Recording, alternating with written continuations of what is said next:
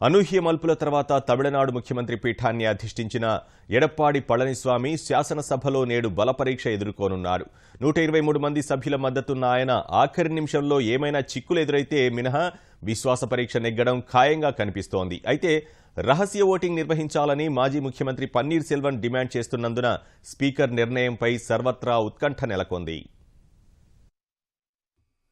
కొద్ది రోజుల నుంచి నాటకీయ మలుపులు తిరిగిన తమిళ రాజకీయం నేడు కీలక దశకు చేరుకుంది. గురువారం సాయంత్రం ఆ రాష్ట్ర ముఖ్యమంత్రి బాధ్యతలు చేపట్టిన ఎడప్పాడి పళనిస్వామి గవర్నర్ విద్యాసాగర్ రావు ఆదేశానుసారం ఉదయం 11 గంటలకు బలపరీక్షను ఎదుర్కోనున్నారు. మొత్తం 234 స్థానాలున్న తమిళనాడు శాసనసభలో జయలలిత మరణం తర్వాత అన్నాడీఎంకేకు 134 మంది సభ్యులున్నారు. ఇందులో 124 మంది పళనిస్వామి పక్షాన నిలువగా బలపరీక్షకు ఒక్కరోజు ముందు ఆయనకు ఎదురుదెబ్బ తగిలింది. శశికళ వర్గాన్ని వీడి పన్నీరు చెంతకు చేరిన మైలాపూర్ శాసనసభ్యుడు ఆర్ నటరాజ్ బలపరీక్షలో పళనిస్వామికి వ్యతిరేకంగా ఓటేస్తానని ప్రకటించారు. ఫలితంగా పళనిస్వామి బలం 123కు తగ్గగా పన్నీరుకు మద్దతిస్తున్న ఎమ్మెల్యేల సంఖ్య 11కి చేరింది.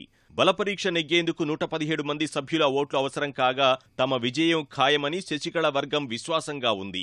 తమ వర్గం ఎమ్మెల్యేలు జారిపోకుండా జాగ్రత్తలు తీసుకుంటోంది. శశికళ వర్గానికి చెందిన అనేక మంది శాసనసభ్యులు గోల్డెన్ బే రిసార్ట్లోనే ఉండగా వారిని బలపరీక్ష సమయానికి శాసనసభకు చేర్చేందుకు పళనిస్వామి బృందం ఏర్పాట్లు చేసింది. ప్రస్తుతం 11 మంది సభ్యుల మద్దతే ఉన్నా బలపరీక్షలో తన ప్రభావాన్ని చూపాలని భావిస్తున్న పన్నీర్ సెల్వం ఆ దిశగా కసరత్తు చేశారు. శశికళ వర్గంలోని అసంతృప్తి ఓట్లు చీల్చడమే లక్ష్యంగా అడుగులు వేస్తున్న ఆయన రహస్య ఓటింగ్ జరిపించాలని శాసనసభ స్పీకర్ ధన్పాల్ను కోరారు. ఫలితంగా సభాపతి తీసుకునే నిర్ణయంపై ఆసక్తి నెలకొంది. మరోవైపు బలపరీక్ష కోసం శశికళ, పన్నీర్ సెల్వం వర్గాలు వ్యూహ ప్రతివ్యూహాల్లో ఉంటే ప్రధాన ప్రతిపక్షం డీఎంకే మాత్రం తీవ్ర తర్జన భర్జన తర్వాత పళనిస్వామికి వ్యతిరేకంగా ఓటేయాలని నిర్ణయించింది. శాసనసభకు హాజరై తమ పార్టీకి చెందిన 89 మంది సభ్యులు పళనిస్వామికి వ్యతిరేకంగా ఓటేస్తారని ప్రతిపక్ష నేత డీఎంకే కార్యనిర్వాహక అధ్యక్షుడు స్టాలిన్ ప్రకటించారు. బలపరీక్షలో అనుసరించే వైఖరిపై ఇవాళ నిర్ణయం ప్రకటిస్తామని 8 మంది సభ్యులున్న కాంగ్రెస్ తెలిపింది.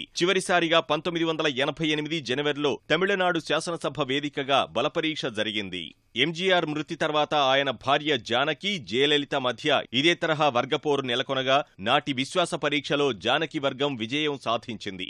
దాదాపు 3 దశాబ్దాల తర్వాత జరుగుతున్న బలపరీక్షలో ఎలాంటి ఫలితం వస్తుందన్న అంశంపై సర్వత్రా ఆసక్తి నెలకొంది. అయితే శశికళ కుటుంబీకులకు, సభాపతి ధన్పాల్ కుటుంబ సభ్యులకు మంచి సంబంధాలే ఉన్నందున రహస్య ఓటింగ్ నిర్వహించే అవకాశాలు తక్కువేనని తెలుస్తోంది.